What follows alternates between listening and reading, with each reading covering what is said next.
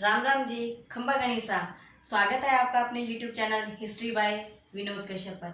सबसे पहले मैं उन बच्चों का धन्यवाद करना चाहूँगी जिन्होंने मुझे सराहा, मेरी वीडियो को देखा और इस प्लेटफॉर्म पर खड़े होने का मौका दिया। इतना मौका दिया है तो मैं आपके लिए बेहतरीन से बेहतरीन जानकारी लाने की कोशिश करूँगी जो आपको अच्छी लगे। अब आज बात करेंगे कि वर्णों का वर्गीकरण किसके आधार पर, कंपन के आधार पर। और इससे पीछे के वीडियो में हम कर चुके हैं। मैंने आपको बताया था कि व्यंजनों का वर्गीकरण कितने भागों में बताया था, 2 भागों में बताया था। कौन कौन से, प्रयत्न के आधार पर और स्थान के आधार पर। फिर मैंने बताया था कि प्रयत्न के आधार पर भी 3 उपाधारों पर बांटा गया है, जिसमें से एक उपाधार अपनों ने कर लिया था क्या, उच्चारण के आधार पर। अब दूसरा उपाधार करेंगे क्या, कंपन के आधार पर वर्णों का वर्गीकरण। तो देखते हैं, आइए कंपन के आधार पर। कंपन के आधार पर वर्णों का वर्गीकरण कितने भागों में किया जाता है, 2 भागों में। कितने भागों में किया जाता है, 2 भागों में। कौन कौन से, एक तो घोष और एक अघोष। घोष और अघोष। घोष और अघोष को बताने से पहले मैं आपको यह बताऊंगी कि घोष का अर्थ क्या होता है। घोष का अर्थ होता है नाद या आवाज। नाद या आवाज। और इन्हीं घोष को क्या बोलते हैं, सघोष भी बोलते हैं। सघोष, घोष या सघोष और अघोष कितने भागों में बांटा है, 2 भागों में। अब मैंने यहाँ आपके सामने ये लिख रखे हैं, यहाँ मैंने ये लिख रखे हैं व्यंजन और यहाँ मैंने लिख रखे हैं स्वर। अब मैंने आपको बताया कि इसका अर्थ है नाद या आवाज या गूंज, कि जब हम इन वर्णों को बोलेंगे तो बोलते समय स्वर तंत्रियों से उच्चारण करने पर कहीं ज्यादा कंपन होता है और कहीं कम कंपन होता है। तो जहाँ घोष व्यंजन होंगे वहां कंपन ज्यादा होगा और जहाँ अघोष होगा वहां कंपन पैदा ही नहीं होगा। और यहाँ स्वर तंत्रियों में कंपन पैदा होता है, तो यहाँ पे पैदा नहीं होता है। मैंने यहाँ आपके सामने लिख रखे हैं, ये क्या है, कै से लेकर है तक व्यंजन। और यहाँ मैंने इस साइड में ये लिख रखे हैं, क्या लिख रखे हैं, स्वर। आपको पता है कि व्यंजन कितने होते हैं, बताया था मैंने पिछले वीडियो में, व्यंजन 33 होते हैं और स्वर कितने होते हैं, 11।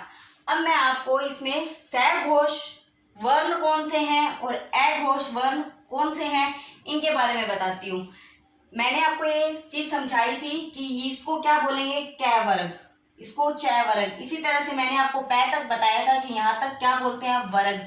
और उसके बाद में ये य र ल व श श स है। अब घोष या सघोष व्यंजन, घोष या सघोष व्यंजन में वर्ग का तीसरा, चौथा और 5वां वर्ण।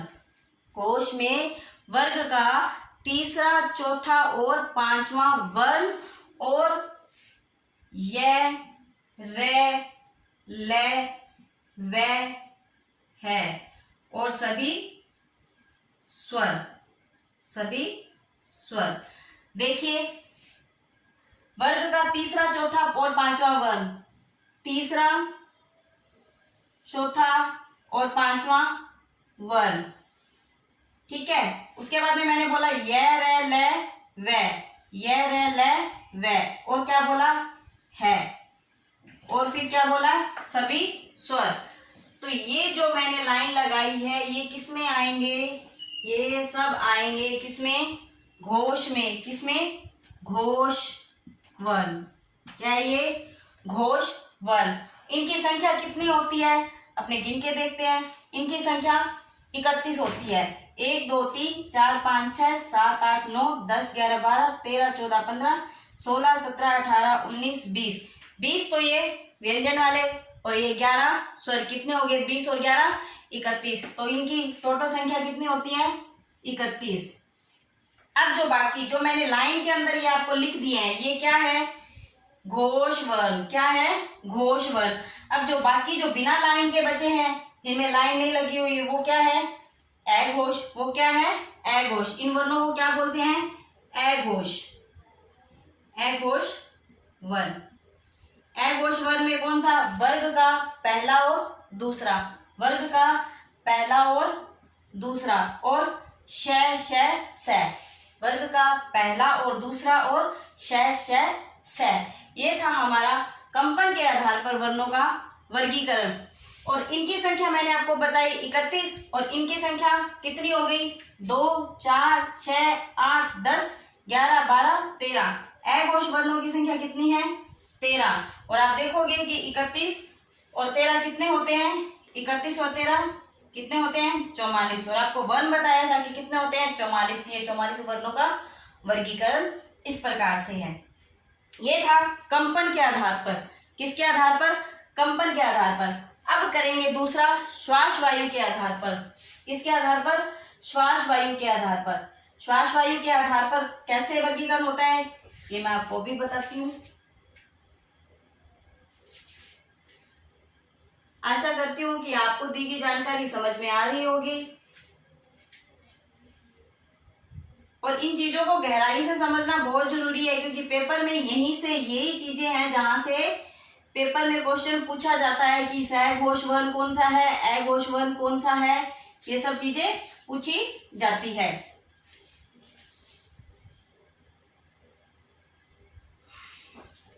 अब करते हैं श्वास वायु के आधार पर। किसके आधार पर?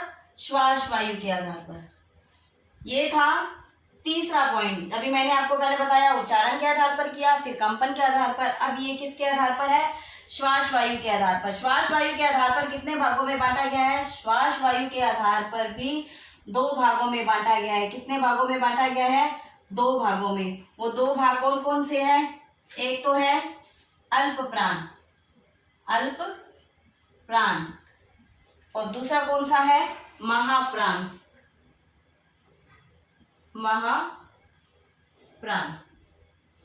इन 2 भागों में बांटा गया है, एक अल्प प्राण और दूसरा महाप्राण। अल्प प्राण, इन वर्णों को श्वास वायु में, इन वर्णों को कम बोलते समय कम मात्रा में बाहर निकलती है। जो श्वास वायु है वो बोलते समय कम मात्रा में बाहर निकलती है। किसमें? अल्प प्राण में। और अधिक मात्रा में निकलती है, बहुत अधिक मात्रा में, वो महाप्राण। किसमें? महाप्राण। अब आपको पता है महा तो अपने आप में ही बड़ा है, महा तो अपने आप में बड़ा है, और अल्प अपने आप में ही छोटा है, इसलिए यहाँ पे कम और यहाँ पे ज्यादा श्वास वायु बाहर निकलती है। और एक चीज यहाँ पे अल्प प्राण में आपको पता है कि ये क्या लिखा हुआ है? 3। क्या लिखा हुआ है? 3। और आपको पता है 3 क्या होती है? विषम संख्या। क्या होती है? विषम संख्या। और अल्प प्राण में विषम संख्या वाले ही वर्ण आएंगे, जैसे 1, 3 और 5। 1, 3 और 5। 1, 3 और 5। अल्प प्राण में 1, 3 और 5। विषम संख्या वाले समझ में आ गए? 1, 3 और 5। यहाँ पे मैं लिख देती हूँ। अल्प प्राण में वर्ग का पहला, तीसरा और 5वां वर्ण। वर्ग का पहला, तीसरा और 5वां वर्ण य, रे, ल, व। य, रे, ल, व और सभी स्वर। सभी स्वर ये किस में आएंगे? अल्प प्राण में।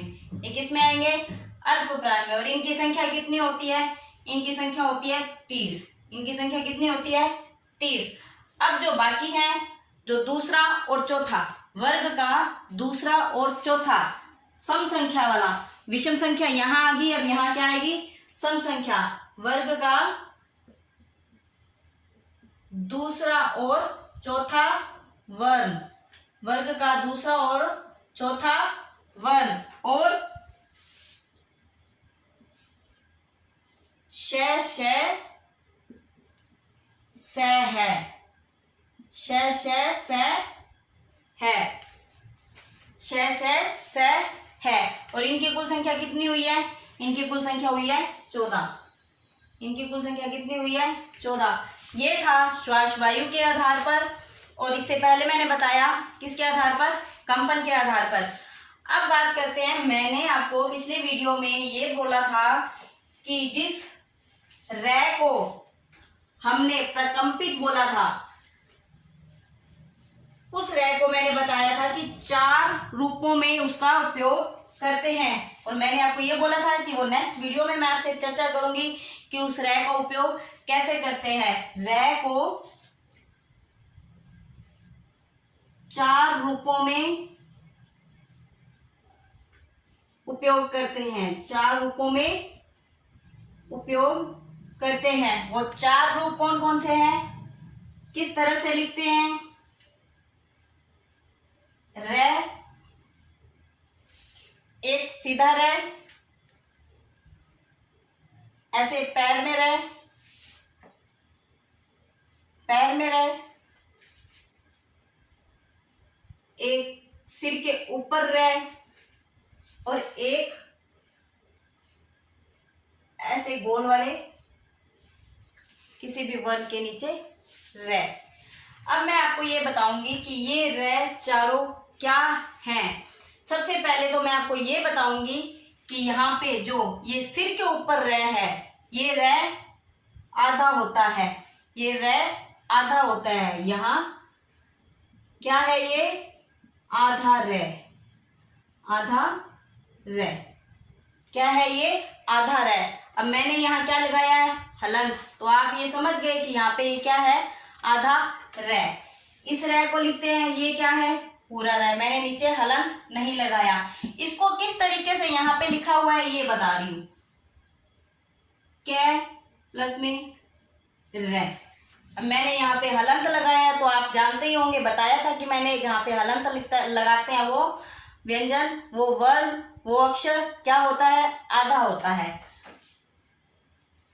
और ये ऐसे लिखा हुआ है। ये जो ऊपर मैंने लिखा है, इनका मैंने आपको टुकड़ा करके बता दिया है कि ये कैसे लिखा हुआ है। और ये रै कैसे लिखा हुआ है, देखो ये वाला रै कैसे लिखा हुआ है, रै प्लस में कै। क्योंकि यहां मैं आपको बताती हूं कि जो रेफ बताया है मैंने आपको कि जो ये सिर के ऊपर रै है, सिर के ऊपर जो रै है वो क्या है, आधा रै है। सिर के ऊपर जो रै है वो आधा रै है। और इस आधे रै को क्या बोलते हैं, इस आधे रै को बोलते हैं रेफ। इस आधे रै को क्या बोलते हैं, रेफ। और जो ये बाकी के तीनों रै हैं, बाकी के तीनों रै हैं, इनको क्या बोलते हैं, इनको बोलते हैं, जो पूरा रै होता है इसको क्या बोलते हैं, रकार। क्या बोलते हैं, रकार या पदेन। क्या बोलते हैं, रकार या पदेन। अब अपने देखेंगे कि इनका उपयोग कैसे किया जाता है। ये मैं आपको बताती हूँ कि ये रेफ वाला वर्ण कहाँ और ये बाकी जो पूरे वाले रै है इनका उपयोग कैसे किया जाता है। रेफ वाला वर्ण हमेशा, रेफ वाला वर्ण हमेशा अपने आगे वाले व्यंजन के ऊपर ही आता है। रेफ वाला वर्ण ये आधा होता है, हमेशा अपने आगे वाले वर्ण के ऊपर लगता है। ये आधा रै लिखते समय अपने आगे वाले वर्ण, जो आगे वाला वर्ण पूरा होता है उस पर लिखा जाता है। कैसे, जैसे लिखा कै रै मैं, मैंने ये लिखा। अब मैं आपको ये बता रही हूं कि यहाँ पे ये लिखा हुआ है हलंत। क्या है, हलंत। तो ये रै क्या है, आधा।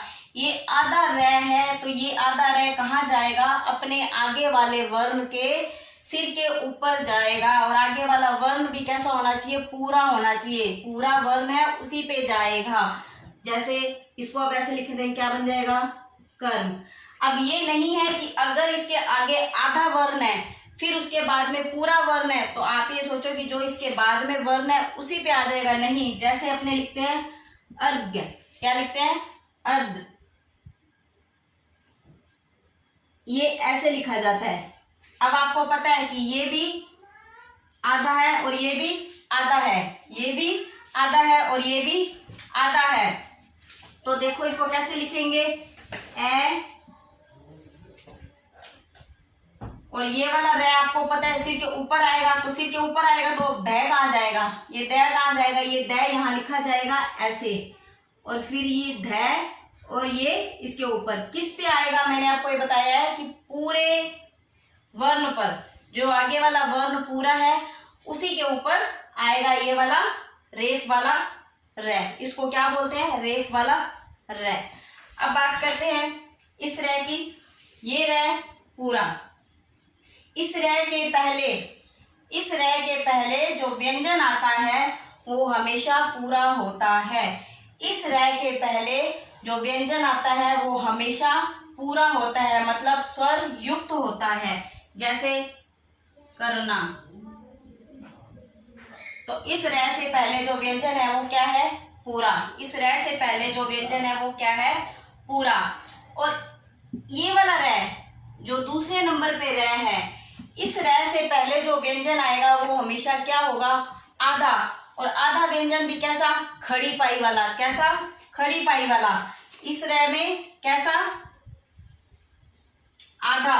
और आधा भी वर्ण कैसा, खड़ी पाई वाले। जो खड़ी पाई वाले वर्ण आएंगे और उसके बाद में पूरा रे होगा और खड़ी पाई वाला आधा वर्ण, खड़ी पाई वाला आधा वर्ण होगा, तो वहां पे जो रे है वो इस तरह से पैर में लगेगा। इस तरह से पैर में, खड़ी पाई के इस तरह से पैर में लगेगा, जैसे के रे में। अब मैंने आपको बताया ये रे पूरा है और इससे पहले ये आधा वर्ण, ये आधा वर्ण है। तो ये आधा वर्ण है तो ये वाला रे आधे वर्ण के नीचे कहाँ, पैर में, खड़ी पाई में इस तरह से आएगा। तो ये क्या बनेगा, कर्म। इसी तरह से भर्म, इसी तरह से भर्म। अब करते हैं 4 नंबर वाले इसकी बात, 4 नंबर वाले रे की बात। 4 नंबर वाले रे की बात करते हैं। जब ये रे, इस रे से पहले खड़ी पाई वाला वर्ण नहीं आता है, खड़ी पाई वाला वर्ण नहीं आता है, बल्कि कोई गुलाई वाला वर्ण आता है, जैसे मैंने यहाँ पे लिख रखा है, गुलाई वाला वर्ण आता है। और उस गुलाई वाले वर्ण के नीचे इसी प्रकार के टै का यूज होता है, जैसे ट्रक, ट्रेन। इनमें गुलाई वाले जो वर्ण होते हैं उनमें, जैसे ड्रम। अब मैं आपसे एक शब्द पूछना चाहूंगी जो आप मुझे बताएंगे कि मैंने कौन सा शुद्ध लिखा है और कौन सा अशुद्ध लिखा है।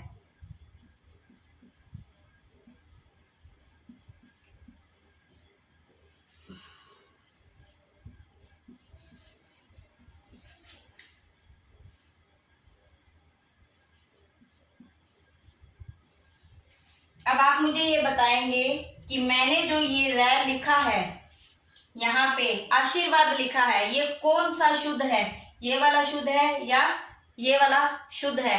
तो आप बोलोगे कि मैडम ये वाला शुद्ध है, ये दोनों ही शुद्ध है। जब मैंने आपको ये बात बताई कि जो ये रै है ये यहाँ पे आएगा तो ये आगे वाले अपने वर्ण पर जाएगा और ये वर्ण, ये क्या कहलाएगी, रेफ की मात्रा कहलाएगी। कौन सी मात्रा कहलाएगी, रेफ। इसको क्या बोलते हैं, रेफ। तो ये आशीर्वाद ऐसे लिखा जाता है, इसलिए इसको शुद्ध मानते हैं। और ये भी शुद्ध है, लेकिन ये वाला अशुद्ध है, जो बहुत गलती होती है इस आशीर्वाद में।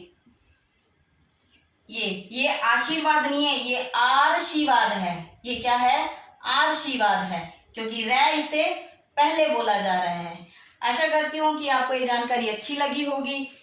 आइए आगे बात करते हैं। अभी तक अपनों ने बात की है कि प्रयत्न के आधार पर वर्णों का वर्गीकरण।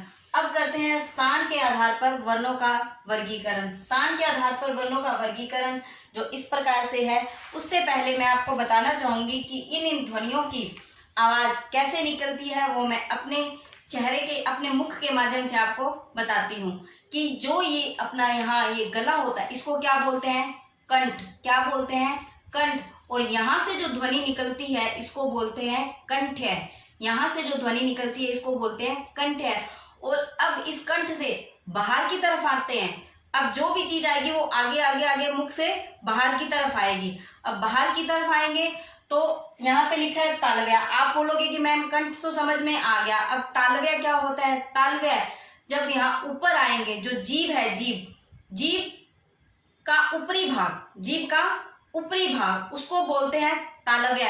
सरल भाषा में बता दो, जीभ की छत, जीभ है ना, जीभ, ये घर के अंदर है और इस घर के अंदर रहती है तो उसकी छत, ऊपर छत, जीभ की छत को क्या बोलते हैं? तालव्य। जीभ की छत को क्या बोलते हैं? तालव्य।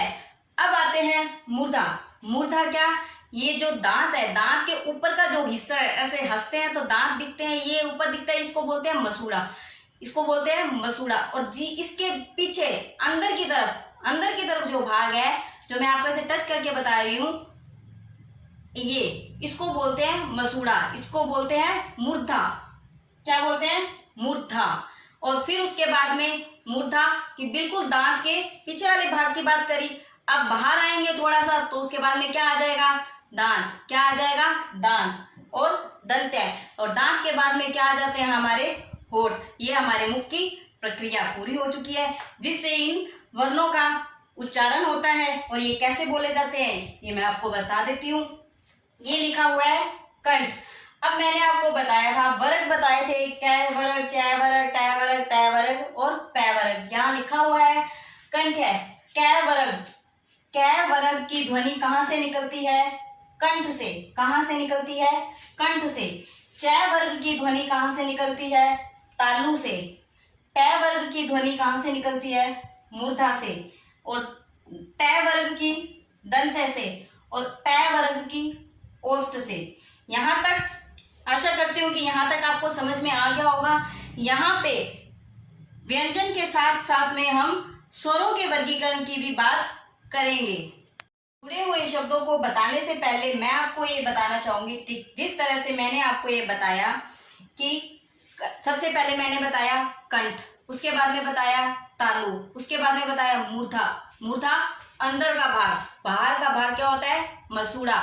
और अंदर का भाग मूर्धा, फिर दंत्य और फिर ओष्ठ। ये मैंने आपको लाइन से इसीलिए बताया है ताकि आपको यहाँ से अगर आप खुद के ऊपर भी लेके बात करोगे तो समझोगे तो आपको आसानी से समझ में आएगा। इसीलिए मैंने आपको ये लाइन से बताया है ताकि ये कर्म आपको याद रहेगा। ये कर्म याद रहेगा तो इनको आपको समझने में, करने में किसी भी प्रकार की दिक्कत नहीं होगी। जैसे ये कर्म में आते हैं, जैसे ये व्यंजन वर्ग हैं कर्म में आते हैं, उसी प्रकार से ये कंठ, तालु, मूर्धा, दंत्य, ओष्ठ ये भी अपने कर्म में है। जो चीज मैंने आपको बताई है वो एक कर्म में ही बताई है ताकि आपको याद करने में आसानी रहे। अब मैंने आपको ये बताया कंठ, तो सबसे पहले कै वर्ग, चै वर्ग, टै वर्ग, तै वर्ग, पै वर्ग, ये अपने को याद है। ये कर्म में आपको पता है कि कै के बाद में चै वाला ही आएगा और चै के बाद में टै वाली लाइन आएगी। तो इसी से आपको ये भी याद रहेगा कि कंठ आएगा, कंठ के बाद में तालु आएगा, कि चै वाली लाइन तालु में आएगी। ये कर्म आपको याद हो जाएगा। अब मैं आपको ये समझाती हूँ कि इसके साथ कुछ व्यंजनों के साथ में स्वर भी जुड़े हुए हैं। व्यंजनों के साथ में स्वर भी जुड़े हुए हैं। ये तो पांचों वर्ग आपको समझ में आ गए होंगे कि कंठ में कै वर्ग, तालव्य में चै वर्ग, मूर्धन्य में टै वर्ग, दंत्य में तै वर्ग, ओष्ठ में पै वर्ग, ये वर्ग हो गए। उसके बाद में स्वर लिखते हैं। स्वर भी कहां से शुरू करते हैं? ऐसे। कहां से शुरू करते हैं? ऐसे। तो पहले के दो स्वर ए और आ किस में आएंगे? पहले वाले वर्ग, पहले वाले कंठ में, पहले वाले वर्ग में। तो पहले वाले दो स्वर ए और आ, ए और आ कहां पे आएंगे? पहले वाले कर्म में। फिर उसके बाद में क्या आता है? ई और ई, ये दूसरे नंबर पे ई और ई, ई और ई, ये दूसरे नंबर पे। अब अपने यहाँ सारे स्वर एक बार लिखते हैं ताकि आपको समझ में आ जाए। ए, आ, ई,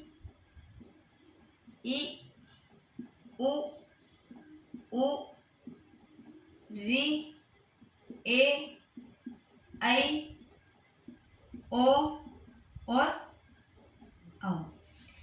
अब मैंने आपको ये पहले वाले दो पहली लाइन में आ गए, दूसरे वाले दो ई और ई दूसरी लाइन में आ गए। अब आप कहोगे कि मैम तीसरी लाइन में ये उ और ऊ आना चाहिए, लेकिन इतना दिमाग तो अब आप भी लगाओगे कि सारे स्वर और व्यंजन पढ़ चुके हैं। ये उ और ऊ जब बोलते हैं तो बोलते समय कहां से उ और ऊ किसी जीभ या दांत से कहीं से टच नहीं होती है, मूर्धा से, तालव्य से नहीं, होठों की गोलाई होती है। क्या होती है? होठों की गोलाई। तो आप ओष्ठ, क्या बताया मैंने? ओष्ठ। तो ये ऊ और ऊ कहाँ पे आएंगे? ओष्ठ में। अब यहाँ पे ये ऊ और ऊ आ गया। अब क्या है? री।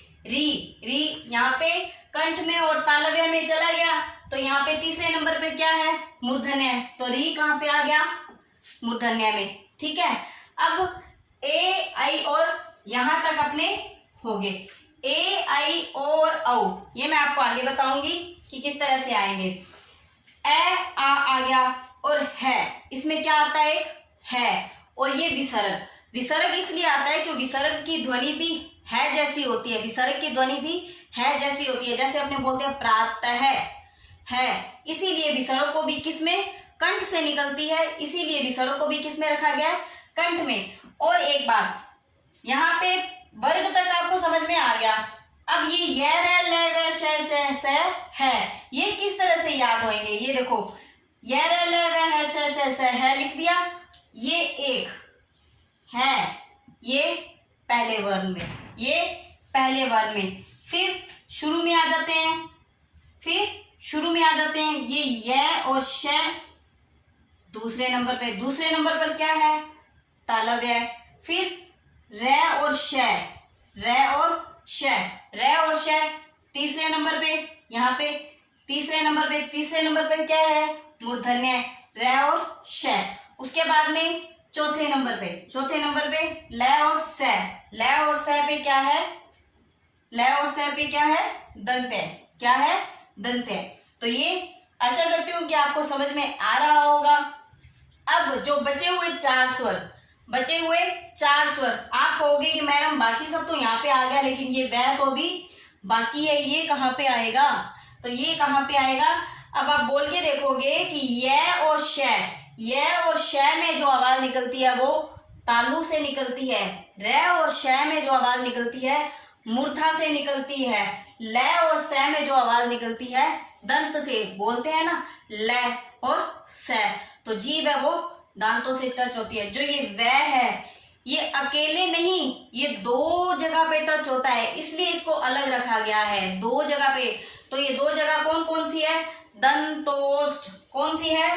दंतोष्ठ, दांत और ओष्ठ, और कैसे बोलते हैं? व। तो ये जो दांत है वो होठ पे टकराएंगे तभी ये व बोला जाएगा। तो दंतोष्ठ में क्या आता है? व। अब ये ए, आई, ओ और औ, ये स्वर मैंने यहाँ पे लिखा कंठ तालव्य, कंठ तालव्य में लिखा है ए और आई। अब आप बोलोगे कि मैडम ये कंठ तालव्य में कैसे आए? बताते हैं। पीछे मैंने आपको ये समझाया था कि ए और ये वर्गीकरण आप जोड़ के भी बताया था कि आप समझ लीजिए, आगे आपके काम आएगा। तो ये क्या लिखा हुआ है? ए। ये ए कैसे बनता है? ए प्लस में ई। कैसे बनता है? ए प्लस में ई, ए प्लस में ई। अब मैंने आपको इतने वर्ण बताए हैं यहाँ पे।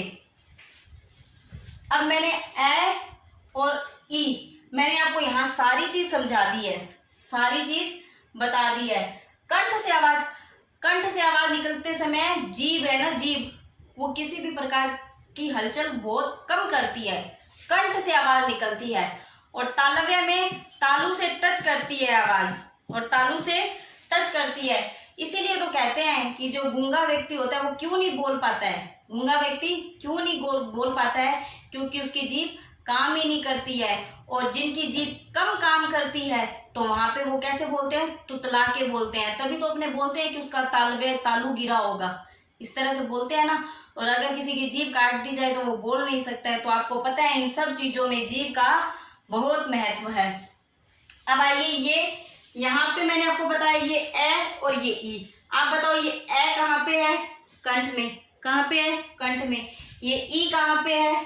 तालु में। तो ये ए और ई मिलके क्या बना? ए। ए और ई मिलके क्या बना? ए। तो ये कंठ और ये तालु, इसलिए यहाँ दोनों को जोड़ के लिखा गया है कंठ तालव्य। इसलिए ये बना ए। और आपको पता है कि अगर ए कंठ और तालु से बनेगा तो ऐ किससे बनेगा, ए प्लस, इसी को जोड़ के तो बनाएंगे ऐ, इसीलिए कंठ तालव्य। अब ये कंठ ओष्ठ, आपको पता है कंठ ओष्ठ, ये कैसे बनेगा, ओ, ये ओ कैसे बनेगा, ए प्लस में उ, ए प्लस में उ। आपको पता है ए कहाँ पे है, कंठ में है, ये उ कहाँ पे है, ओष्ठ में है, उ कहाँ पे है, ओष्ठ में है। इन दोनों को जोड़ के क्या बनाया, ओ, इन दोनों को जोड़ के क्या बनाया, ओ, इसीलिए ये यहाँ पे आया है किसमें, कंठोष्ठ में। ये दो जगह से, कंठ और ओष्ठ दो जगह से आवाज निकलती है, इसीलिए ये और औ कैसे बनेगा, आपको पता है ए में ओ जोड़ देंगे तो क्या बन जाएगा, औ, इसीलिए ये कंठोष्ठ। कंठ है, तालव्य है, मूर्ध है, दंत है, ओष्ठ, कंठ तालव्य है, कंठोष्ठ है, दंतोष्ठ है।